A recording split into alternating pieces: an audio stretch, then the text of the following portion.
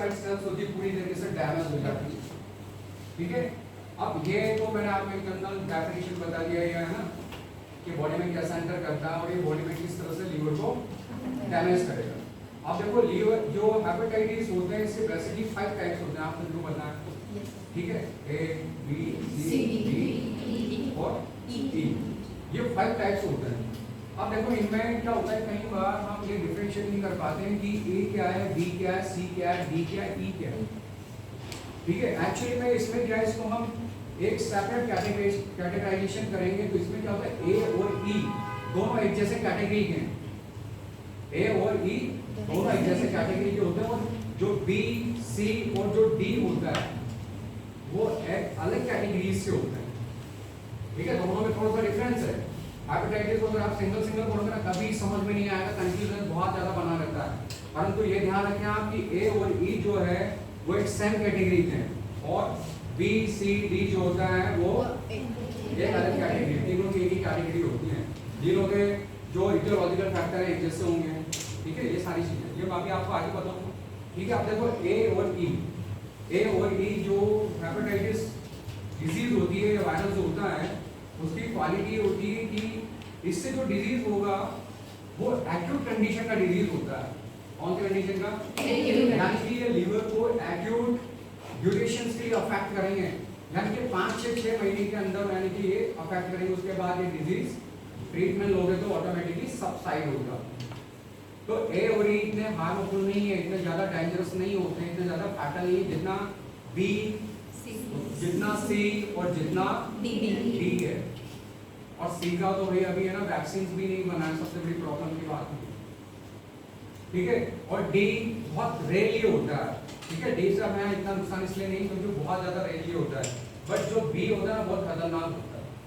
तो हमेशा ध्यान रखिए कि जो ए और ई जो हेपेटाइटिस होता है, ठीक है, ये एक्यूट कंडीशंस के लिए होता है। एक बार जब व्यक्ति को ये वायरस अफेक्ट करेंगे ए और ई के, तो उसको ये मान के चलो 5 से 6 महीने तक लीवर की प्रॉब्लम से फेस करना पड़ेगा, सामना करना पड़ेगा।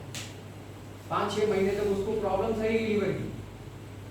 ठीक है, और इसका जो बेसिक रीजन होता है, जो बेसिक इटियोलॉजिकल फैक्टर्स होता है वो होता है अनहाइजीन कंडीशन, पुअर सैनिटेशन कंडीशन। मैंने बताया जैसे कि अनहाइजीन कंडीशन में बहुत सारी चीजें आती है, जैसे कि आपका हैंड वॉशिंग, आप प्रॉपर हैंड वॉशिंग नहीं करते हो खाना खाने से पहले। ठीक है, और ए और ई के लिए जो सबसे फेवरेबल एनवायरनमेंट होता है, सीजन होता है, वो यही होता है रेनी सीजन। इसी सीजन में ये डिजीज हेपेटाइटिस ए और ई सबसे ज्यादा स्प्रेड होता है, सबसे ज्यादा ट्रांसमिट होता है। ठीक है, यही सीजन सबसे ज्यादा फेवरेट क्योंकि इसी समय पानी के अंदर सबसे ज्यादा गंदगी होती है, सबसे ज्यादा बैक्टीरिया इसी टाइम ग्रोथ करते हैं। समझ के मक्खियां देखो, आप किसी स्टोर पे जाना, ठीक है, आपको लग जाएगा ऑटोमेटिक कि इस दौरान कितनी मक्खियां हैं शॉप पे, कितने मच्छर होते हैं। ठीक है, तो ये सबसे ज्यादा फेवरेबल मौसम होता है। तो भाई इसका जो सबसे बेसिक रीजन होता है वो होता है ओवर सैनिटेशन कंडीशन और अनहाइजीनिक कंडीशन। ठीक है, तो अनहाइजीन कंडीशन में आप जैसे कि ले लीजिए बहुत सारे एग्जांपल्स है, जैसे कि प्रॉपर है ना अनप्रॉपर हैंड वॉशिंग, हाथ अच्छे से नहीं धोए गए। समझ में आ रहा है? प्रॉपर, किसी के नेल्स बहुत बड़े होते हैं, देखे आपने, है ना, नेल्स बहुत ज्यादा बड़े हैं तो उनके अंदर जो वो है ना कंटेमिनेशन होता है, इन्फेक्शन होता है, वो जल्दी है ना एंड लॉस्ट हो जाता है, इकट्ठा हो जाता है, तो उससे भी प्रॉब्लम होती है। इसके अलावा इस मौसम में क्या होता है, देखो जैसे बहुत से क्या कहते हैं फूड्स होते हैं, जैसे कि फिश खाते हैं, बहुत से फिश खाते हैं। ठीक है, हम वेजिटेबल्स खरीदते हैं, बाजार से फ्रूट्स खरीदते हैं। ठीक है, तो वो आपने बिना वॉशिंग किए यानी बिना धोए, बिना क्लीन किए उनको खा लिया। सब्जी लाया, सब्जी को धोया नहीं आपने, बना ली, ठीक है, कच्ची खा ली। समझ में आ रहा है? तो वो भी एक बहुत बड़ा रीजन होता है। मार्केट में आप कोई भी चीज़ खा रहे हो, ठंडी है ना, बासी है, पुरानी है, तो वो भी एक सबसे बड़ा फैक्टर है। समझ के रोड साइड स्टॉल पे जाते हैं आप, पानी पूरी खाना है, देखा कैसा गुलिया रहता है उसका स्टॉल का, सबसे बड़ा रीजन है हेपेटाइटिस का। ध्यान रखना कैसा पानी यूज कर रहा है, कितनी बार हाथ डिप कर रहा है, हाथों की हैंड वॉशिंग कैसी, ये चीज करना जरूरी है, नहीं तो हेपेटाइटिस लेके आ जाओगे 5 रुपए की पानी पूरी में। समझ रहे हो? तो कोई भी चीज आप खा रहे हैं तो उसको आप स्टरलाइजेशन से जोड़ें, ठीक है, उसको डिसइंफेक्शन से जोड़ें, उसको आप हाइजीन कंडीशन से जोड़ें। ठीक है, अगर साफ सफाई होगी प्रॉपर, है ना, और है ना इन्फेक्शन हम प्रिवेंशन करेंगे तो ये डिजीज से आप प्रोटेक्शन मिलेगा। पानी जो इस सीजन में उबाल के पीना चाहिए, गंदा पानी नहीं पीना, ज़्यादा दिनों का जो पुराना पानी होता है उसको नहीं पीना। समझ में आ रहा है? ये चीज़ों का आपको काफ़ी ध्यान रखना पड़ेगा। कोई भी वेजिटेबल्स खरीद के ला लो उसको कोई कैसे लानी है, उसको लाने के बाद क्लीनिंग करना, साफ करना। हम क्या करें, तो धनिया लाए कैसे डालिए, कौन कौन डालता है, डालते हो ना। तो ये इन चीज़ों को काफ़ी ध्यान रखना है हमें, ठीक है। दूसरी चीज़, फ्रूट्स ला रहे हैं तो कटे फ्रूट्स कभी नहीं लाएं, खराब फ्रूट्स बाजार से कभी ना लाएं, ठीक है। और उनको बिना धोए खा रहे हो आप, वो भी एक बहुत बड़ा फैक्टर है। समझ के हाथों के अंदर कभी भी सब्जी बनाते हो, खाना खाते हो तो ऑर्नामेंट्स कम से कम होना चाहिए। हम अननेसेसरी जैसे कि है ना जो ज्वेलरीज होती हैं, वॉच होती हैं, इनको पहनते हैं, तो ये नहीं होना चाहिए, क्योंकि ये भी बहुत बड़ा फैक्टर्स होता है इस चीज़ के लिए, ठीक। क्योंकि ये क्या करते हैं, इन्फेक्शंस को ए और ई को बॉडी के अंदर ट्रांसमिट करते हैं ये चीज़।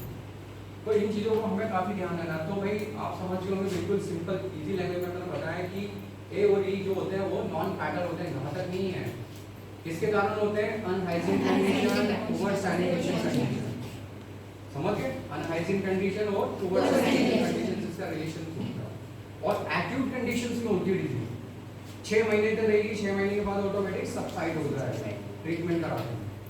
समझ गए, तो ये तरह हार्मफुल नहीं है। बट अब बात करें बी सी रखे, ठीक है, सभी के कान और नाक चेक करो, सभी पिंचर करवा के रखते हैं ऑर्नामेंट्स पहनने के लिए।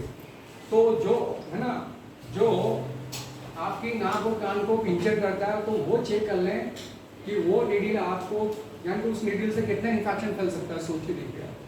और यहाँ तो ब्लड निकलता है, फिर टैटू में शायद टैटू भी 2 तरह के होते हैं, तो सुपरफिशियली होते हैं, ब्लड इतना नहीं निकलता है, ठीक है। पर ये जो पिंचरिंग कर रहे हैं हम नॉज को और ईयर्स को, ये सबसे बड़ा मेजर फैक्टर है हेपेटाइटिस को बी और सी को स्प्रेड करने का। तो सोचिए इस लड़की को हेपेटाइटिस है, इसने क्या नाक कान पिंचर करवाए नीडल से, और वही नीडल से पिंचर करके इन दोनों लड़कियों, तो ये है ना रिजर्व हो जाएगी उस चीज़ को ले जाने के लिए। समझ गए, तो ये एक बहुत बड़ा फैक्टर है, समझ गए। इसके अलावा और भी बहुत सारे फैक्टर्स हैं मेरे, ठीक है, जो हेपेटाइटिस बी और सी को, और बी और सी को फैलाने के लिए सबसे ज़्यादा जो रेस्पॉन्सिबल फैक्टर यही है, body blood, infected body blood and body fluids, ठीक है। सेक्सुअल इंटरकोर्स में एक रीज़न होता है, ठीक है, अगर दोनों पार्टनर में से हैं, ठीक है, दोनों मैरिटल पार्टनर में से अगर कोई एक इन्फेक्टेड है, चाइनीज और उनके बीच में अनप्रोटेक्टिव सेक्सुअल इंटरकोर्स होता है विदाउट यूजिंग कॉन्ट्रासेप्टिव्स होता है, तो भी हेपेटाइटिस स्प्रेड होता है, समझिए। इसके अलावा एक फैक्टर अल्कोहल भी होता है। अल्कोहल देखो, अल्कोहल मेजर फैक्टर में नहीं आता है कभी भी। अल्कोहल तो ये कर रहा है कि वायरस चला गया, ठीक है, वायरस तो क्या कर रहा है, लीवर को डैमेज कर ही रहा है। पर अगर सोचिए कोई एल्कोहलिक पेशेंट है ना, तो लीवर डबल रेट से डैमेज होगा। जो सिम्टम 10 साल बाद दिखने थे, 5 साल बाद दिखने थे, वो 2 साल बाद ही दिखने लगेंगे बी और सी। क्यों? क्योंकि एडिशनल पेशेंट क्या यूज कर रहा है, वहाँ पर अल्कोहल यूज कर रहा है, ड्रग्स यूज कर रहा है, एक्सेस अमाउंट में ड्रग्स खा रहा है, तो ड्रग्स का सारा टॉक्सिक इफेक्ट यहाँ पर पड़ता है, समझ गए। तो ये बहुत सारे ऐसे फैक्टर्स हैं। तो बी सी और डी ए की फॉर्म में आते हैं, ब्लड ट्रांसफ्यूजन डिजीज है, ठीक है। ए और ई जो होते हैं ओवर हाइजीन और फिकल और रूट से रिगार्ड होते हैं, समझ गए। जो ए ई होता है वो एक्यूट होता है, बी सी डी जो होता है वो क्रॉनिक होता है, ठीक है। इसके जो कॉम्प्लिकेशंस होते हैं ए और ई में नहीं होते कभी, बी सी ई में हो सकता है कि लीवर फेल हो जाए, लीवर काम करना बंद कर दे, लीवर सिरोसिस हो जाए, ठीक है। लीवर सिरोसिस होने का बेसिक रीजन क्या होता है, अल्कोहल, बट ये लीवर को इतना डैमेज कर देगा कि लीवर सिरोसिस हेपेटाइटिस के कारण होने लगेगा, बी और सी, समझ गए। इसके अलावा लीवर के अंदर फाइब्रोइड्स बन सकती हैं, कैंसर पर है ना, कैंसर सेल्स डेवलप हो सकती है। तो भाई ये जो डे हम सेलिब्रेट कर रहे हैं, इसके पीछे यही है कि ये बहुत साइलेंट किलर डिजीज है, बहुत धीरे धीरे बढ़ती है। आज हम इतने सारे बैठे हैं यहाँ पर, स्टूडेंट्स बैठे हैं, टीचर्स बैठे हैं, पता नहीं है किसके अंदर ये वायरस है, पता नहीं है हमें। इसको अगर आपको डायग्नोज करना, फाइंड आउट करना है, तो आपको हेपेटाइटिस सरफेस एंटीजन टेस्ट करवाना होगा। ये टेस्ट कराने के बाद अगर आप पॉजिटिव आते हैं तो समझ जाइए आपको हेपेटाइटिस डिजीज, ठीक है, वो दो फॉर्म में होगी, सिम्टोमेटिक और एसिम्टोमेटिक। सिम्टम 5 साल बाद दिखेंगे, पहले नहीं दिखेंगे जब तक लीवर पूरा खराब ही हो जाएगा। समझ गए? तो ये रीजन है भाई। तो आपको बहुत ज़्यादा इस डिजीज के बारे में अवेयर होने की ज़रूरत है। काफ़ी ज़्यादा आपको कम्युनिटी को भी नॉलेज बढ़ाने की जरूरत है। कम्युनिटी के अंदर भी आप जैसे अपनी फैमिली में अगर कई गलतियाँ हम भी करते हैं, रात को गंदा खाना खा लिया, बासी खाना खा लिया, बाजार में कुछ भी खा लिया, हाथ हैंड वॉशिंग करी नहीं है, पानी जो पता नहीं कब का भरा हुआ मटके में पिए जा रहा है। समझ लो गलतियाँ करते हैं हम भी ऐसी बहुत सारी। तो ये गलतियों को हम सुधार के ही हेपेटाइटिस बी सी को रोक सकते हैं। ए और ई हो जाएगा ना, कुछ ज़्यादा प्रॉब्लम नहीं है, बट बी और सी हो गया तो लाइफ लॉन्ग क्रिटिकल प्रॉब्लम्स हो जाएगी। और बॉडी का इम्यूनिटी और डाउन है तो और ज़्यादा क्रिटिकल हो जाएगी। समझ गए? तो इन चीज़ों का हमें काफ़ी ध्यान देना है। समझ गए? क्लियर? तो समझ में आएगा हेपेटाइटिस आपको? कोई क्वेश्चन यानी query regarding to the hepatitis? Silent killer disease है और क्रॉनिक लेवल की डिजीज होती है। क्रॉनिक क्यों? 5 साल तक तो पता ही नहीं चला सिम्टम का, और उसके बाद पता चला तो लीवर खत्म।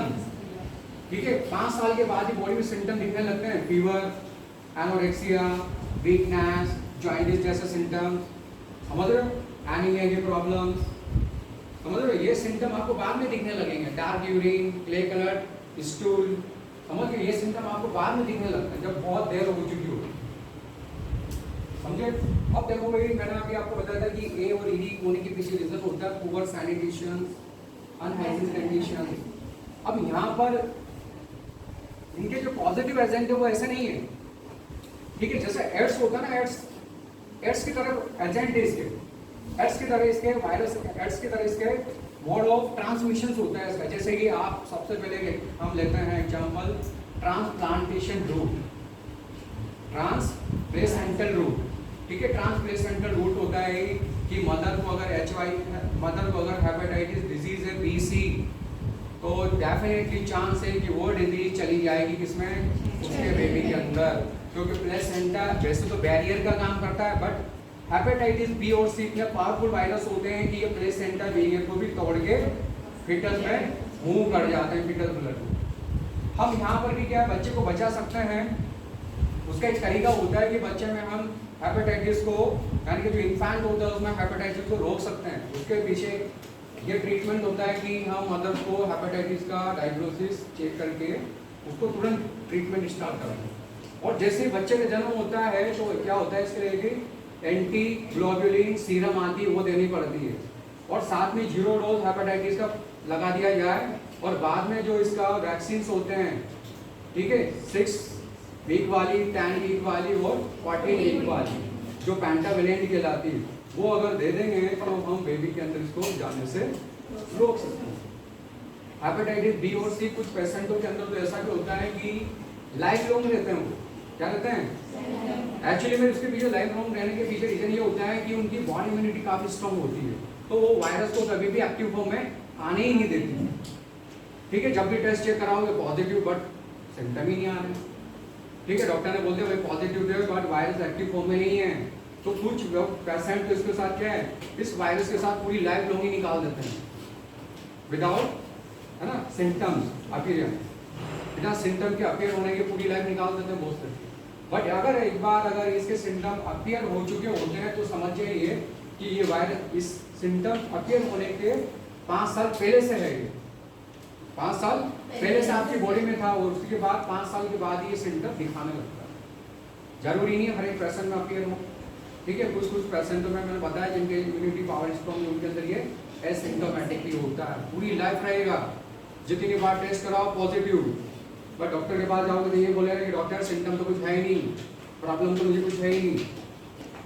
समझ गए? तो ये भी एक रीजन होता है सबसे बड़ा। अब देखो भाई, हेपेटाइटिस बी, सी और ई होने के क्या क्या फैक्टर सबसे ज्यादा रेस्पॉन्सिबल है, जैसा भी आपने को मैडम ने बताया कि, है ना, मैंने भी बताया आपको, है ना, ट्रांसप्लेसेंटल रूट है, मदर से बेबी को चलाएंगे। उसके अलावा बहुत सारे कॉमन रूट्स होते हैं, जैसे कि ब्लड ट्रांसफ्यूजन। हेपेटाइटिस पेशेंट का आपने ब्लड चढ़ा दिया दूसरे को। एक्चुअली में क्या होता था, जब 2000 की बात है, 2000 से बाद ही हम ब्लड जो डोनेट करते हैं ना, हेपेटाइटिस का टेस्ट ब्लड डोनेशन में 2000 के बाद ही होने लगा है। 2000 बिफोर 2000 से पहले हेपेटाइटिस यानी कि ब्लड डोनेशन में हम हेपेटाइटिस का टेस्ट कभी करते ही नहीं थे। समझिए तो उस समय क्या बहुत सारा यानी कि ब्लड डोनेशन बहुत बड़ा रीजन था डिजीज को, हेपेटाइटिस डिजीज को फैलाने के लिए, स्पेशली बी और सी के लिए। 2000 के बाद हमने हेपेटाइटिस टेस्ट को डेवलप किया, ठीक है, और ये गवर्नमेंट ने इसको परमिशन दिया कि ब्लड अगर कोई पर्सन ब्लड डोनेट करता है जिसको हम ट्रांसफ्यूज करते हैं तो उसमें कम से कम हेपेटाइटिस टेस्ट जरूरी है, उसको चेक करना काफ़ी जरूरी है। समझ लीजिए आजकल इसकी स्क्रीनिंग होने लग गई है। तो जो मेनली हमारे बॉडी के जो लीवर होता है, लीवर को इफेक्ट करता है। लीवर हमारी बॉडी का एक एसेंशियल ऑर्गन होता है, ठीक है। उसका वर्क क्या होता है, क्या काम करता है लीवर? लीवर का फंक्शन होता है जो हम फूड लेते हैं, ठीक है, जो भोजन लेते हैं, खाना खाते हैं, उनका डाइजेस्ट करने का वर्क करता है। साथ ही क्या होता है कि जो टॉक्सिक प्रोडक्ट होते हैं, जो विषैले पदार्थ होते हैं, उनको बाहर निकालने का काम करता है, ठीक है, लीवर। उनको क्या करता है, बाहर निकालने का काम करता है। जो मेनली हमारे बॉडी के जो लीवर होता है, लीवर को इफेक्ट करता है। लीवर हमारी बॉडी का एक एसेंशियल ऑर्गन होता है, ठीक है। उसका वर्क क्या होता है, क्या काम करता है लीवर? लीवर का फंक्शन होता है जो हम फूड लेते हैं, ठीक है, जो भोजन लेते हैं, खाना खाते हैं, उनका डाइजेस्ट करने का वर्क करता है। साथ ही क्या होता है कि जो टॉक्सिक प्रोडक्ट होते हैं, जो विषैले पदार्थ होते हैं, उनको बाहर निकालने का काम करता है, ठीक है, लीवर। उनको क्या करता है, बाहर निकालने का काम करते हैं। मनाते हैं तो हम उसका मनाने का हमारा मुख्य उद्देश्य है कि हम इस बारे में ज़्यादा से ज़्यादा लोगों को अवेयर कर सकें, जागरूक कर सकें कि हेपेटाइटिस जो होती है वो एक गंभीर बीमारी होती है। अगर इसका ट्रीटमेंट हम टाइम पे नहीं लेते हैं तो इसकी वजह से बहुत ज़्यादा पेशेंट को मोर्टेलिटी मॉर्बिडिटी जैसी मेडिसिन से सफ़र करना पड़ता है। करोड़ों की संख्या में पीपल जो है वो इस डिसीज से सफ़र कर रहे हैं और बहुत सारे पर्सन ऐसे भी हैं जिनकी डेथ हो चुकी है, ठीक है। तो हेपेटाइटिस क्या होता है कि एक इन्फ्लेमेटरी कंडीशन होती है लीवर की। लीवर में स्वेलिंग का आना ही हेपेटाइटिस कहलाता है। हेपेटाइटिस जो रहती है वो क्या होती है कि एक्यूट हो सकती है, क्रॉनिक हो सकती है। एक्यूट कैसे, जैसे कि शॉर्ट टाइम 6 महीने के अंदर अंदर अगर डिजीज होती है वो एक्यूट कंडीशन में आती है। अगर इसके बाद पर्सन लंबे टाइम तक उस कंडीशन से सफ़र कर रहा है तो फिर उसको हम क्रॉनिक कंडीशन बोलते हैं। फिर उसके बाद इसके अलग अलग टाइप्स होते हैं, hepatitis A, hepatitis B, hepatitis C, hepatitis D और हेपेटाइटिस ई। तो हेपेटाइटिस ए और हेपेटाइटिस ई ये क्या होती है कि कंटामिनेटेड फूड की वजह से फैलती है। कंटामिनेटेड फूड की वजह से, कंटामिनेटेड फूड कैसे, जैसे कि ये इसका जो रूट रहता है फिर वो ऑयल रूट की वजह से फैलती है। कि पर्सन जो रहते हैं वो क्या करते हैं, खुले में सोच पड़े थाई सुस्ती जाती है, फिर उसके बाद वही थाई क्या करती है, हमारे फूड के ऊपर जाती है, फूड के ऊपर जाती है और वही खाना हम क्या खा लेते हैं। इसकी वजह से क्या होता है कि हेपेटाइटिस ए वायरस जो रहता है वो हमारी बॉडी में एंटर कर जाता है और फिर वो क्या करते हैं, लीवर को अफेक्ट करते हैं, ठीक है। देन उसके बाद कंटामिनेटेड वाटर की वजह से, अगर गंदा पानी पीते हैं तो उसकी वजह से भी हेपेटाइटिस ए वायरस जो रहता है वो हमारी बॉडी में एंटर कर जाता है।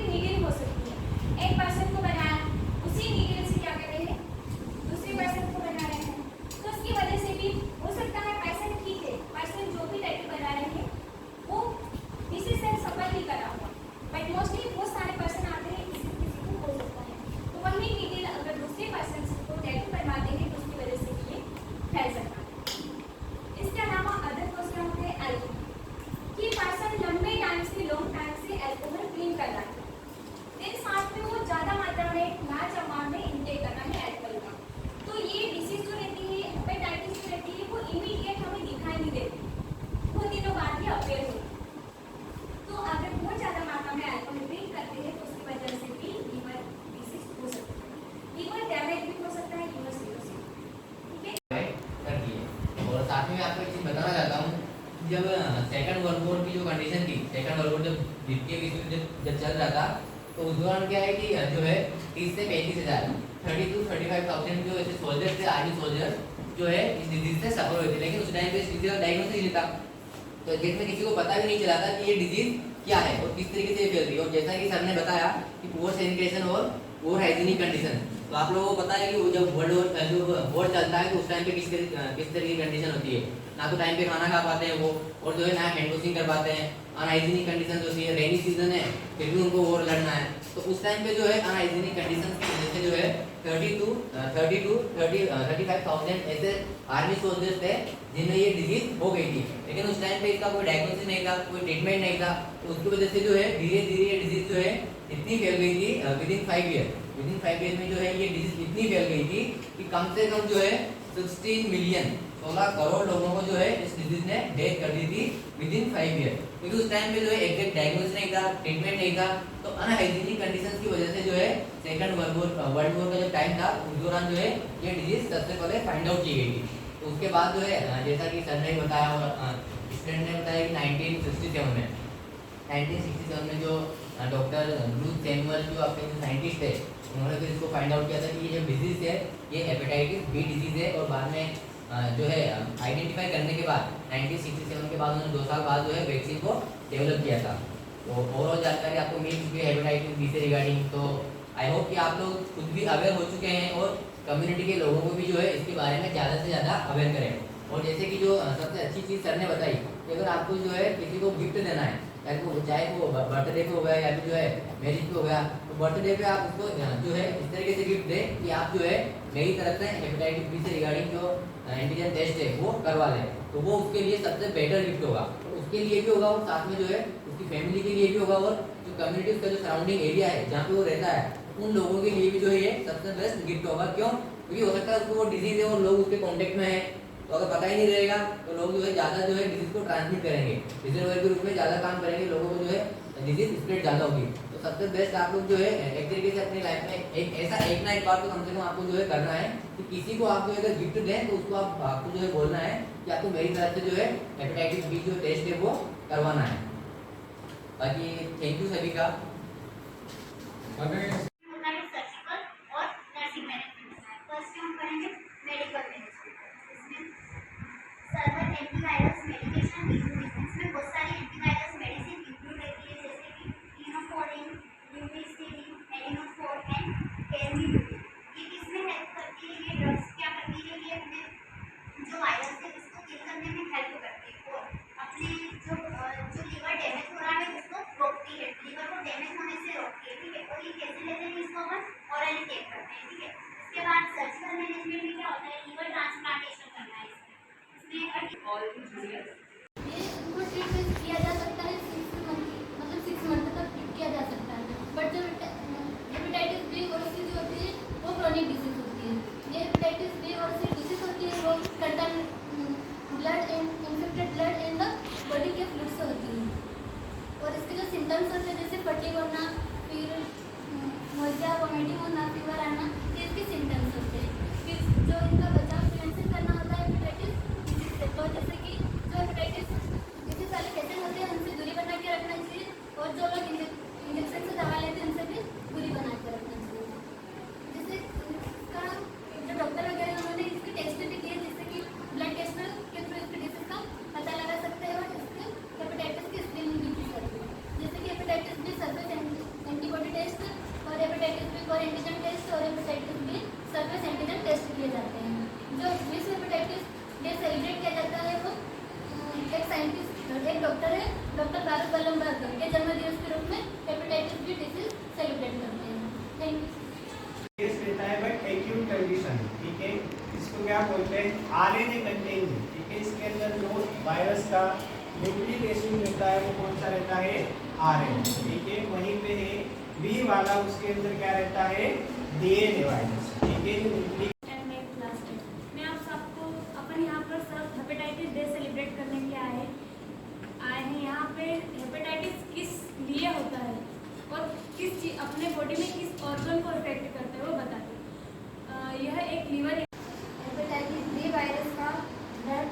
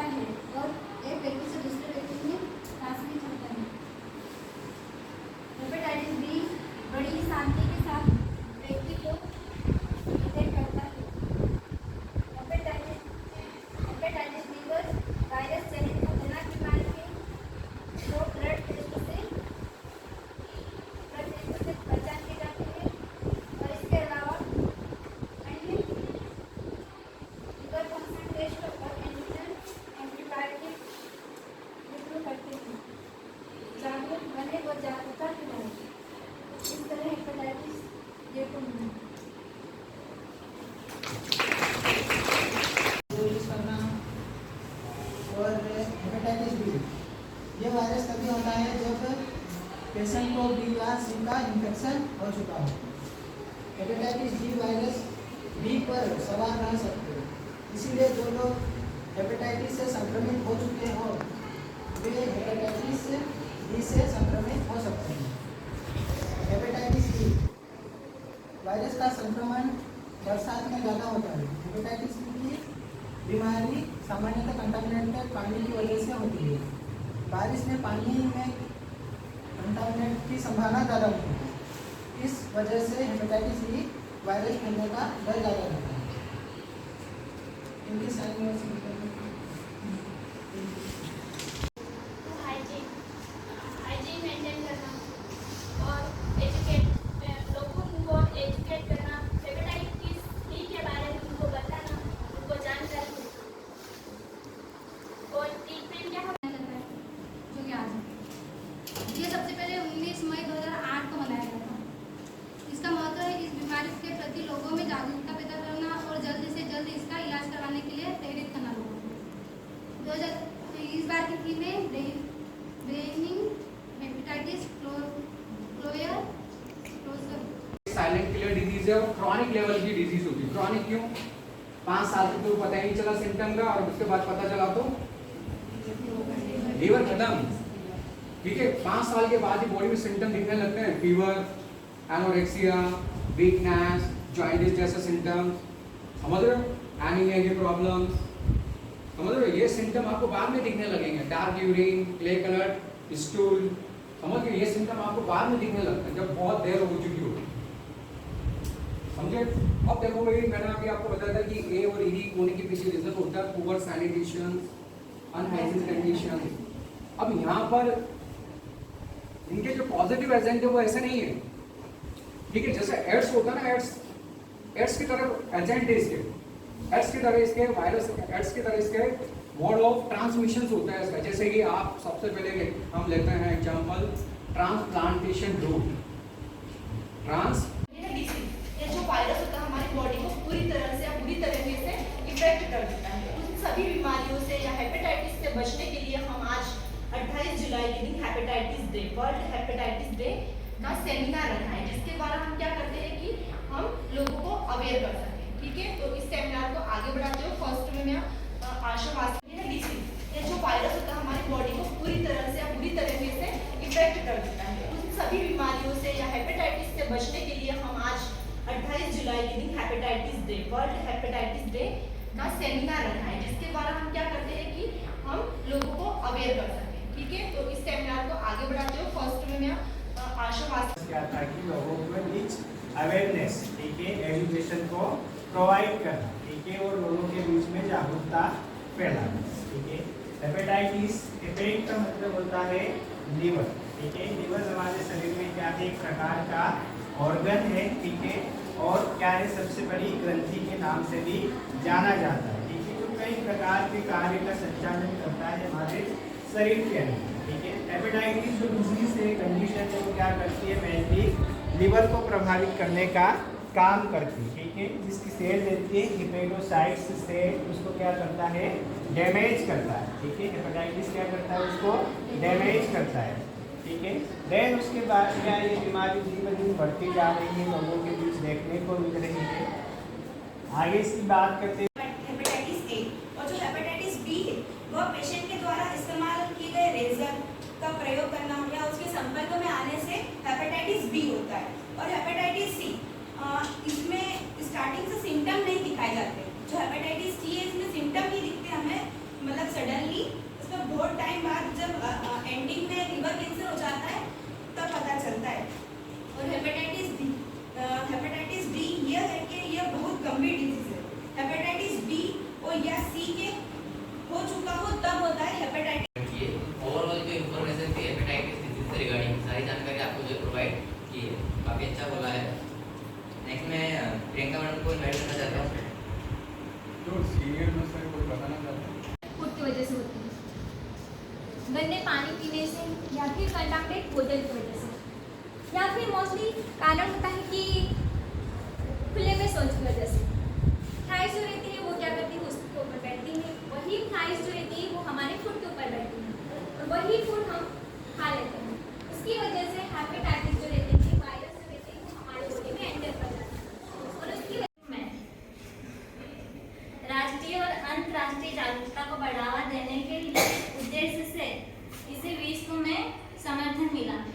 28 जुलाई को प्रति साल हर ईयर वर्ल्ड हेपेटाइटिस डे मनाया जाएगा।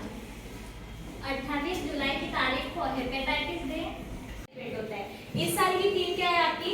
Bringing hepatitis care closer to you. इसका मीनिंग पता है आपको?